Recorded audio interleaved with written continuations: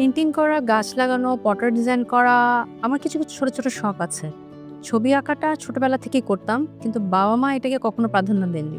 তাদের একটাই ইচ্ছা ছিল আমি যেন বুয়েটেই পড়ি এবং মার ইচ্ছা যেহেতু আর্কিটেকচারে ছিল, মার ইচ্ছার জন্য হয়তো আমি আজকে আর্কিটেক্ট হয়েছি।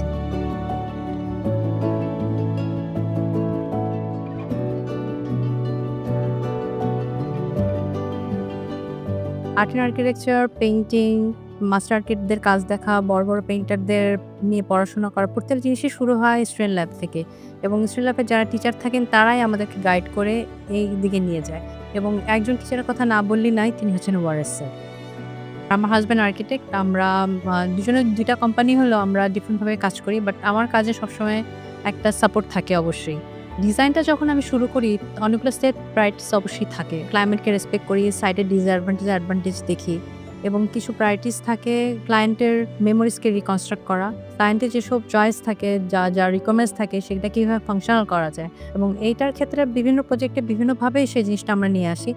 ছোটবেলায় পেইন্টিং করলেও এখন হয়তো পেইন্টিংটা সেটা করা হয় না। কিন্তু বিভিন্ন প্রজেক্টে পেইন্টিং দেওয়া, ল্যান্ডস্কেপিং করা এবং কিছু প্রজেক্ট আছে যেগুলোতে আমি পটরি দিয়েও থাকি এবং কাস্টম-মেড ফার্নিচারও ডিজাইন করে থাকি। কিছু ক্লায়েন্টের যেসব মেমোরি থাকে সেগুলোকে রিকনস্ট্রাক্ট করেই কাস্টম ফার্নিচারগুলো আমি করে থাকি। মায়েরাচলে ক্লায়েন্টের একটা ইচ্ছা ছিল তার যে মাটির কোর্টইয়ার্ডটা আছে এবং ৩৫ বছর আগে যে সেটেলমেন্টটা আছে সেটাতে যেন আমরা না হাত দেই এবং সেভাবে করে আমরা ডিজাইনটা করেছি। নতুন মায়াচল যখন ডিজাইন করি তার প্রত্যেকটা ফাংশনই পুরনোর সাথে পুরনো দিকে ফেস করা এবং পুরনো একটা কোর্টইয়ার্ডের মতো করেই আরেকটা কোর্টইয়ার্ড প্রিপেয়ার করেছি যেখানে নতুন ফাংশনগুলো সব সেই কোর্টইয়ার্ডকে ঘিরে রয়েছে। Corridor, long space, open lounge, পুরোনো দিনের মতো করে বৈঠকখানা প্রত্যেকটা জিনিসই আমরা তৈরি করেছি সেই পুরোনো দিনের মতো করে এবং কিছু কাস্টম-মেড ফার্নিচার দিয়ে পুরো জায়গাটা প্রিপেয়ার করা হয়েছে। পুরোনো দিনে বিভিন্ন ধরনের চেয়ার ছিল।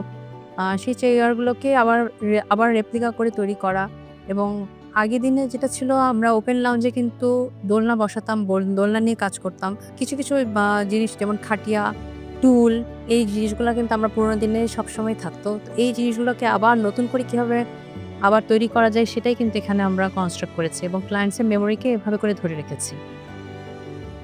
আমরা মেয়েরা সবসময় বিভিন্ন চ্যালেঞ্জ এবং বাধার সম্মুখীন হয়েই থাকি এবং এগুলোকে ওভারকাম করার জন্য অবশ্যই একটা সেলফ কনফিডেন্স থাকাই উচিত এবং কাজের প্রতি একটা মোটিভেশন থাকতে হয়। আরও ২ টা জিনিস কাজ করে যেটা হচ্ছে fair evaluation and constructive criticism.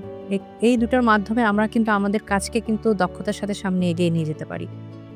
BTA এবং ডেইলি স্টারকে স্টেলারম্যানের মতো এরকম প্রোগ্রেসিভ এবং কনস্ট্রাকটিভ ইনিশিয়েটিভের জন্য অনেক ধন্যবাদ। আমার কাজকে রিকগনিশন এবং অ্যাপ্রিসিয়েটের জন্যও ধন্যবাদ। আমরা যারা প্রফেশনাল আছি এবং যাদের যা কাজে দক্ষতা আছে তাদের কাজকে সমাজকে দেখানো এটা হচ্ছে একটা ক্রেডিবল প্ল্যাটফর্ম।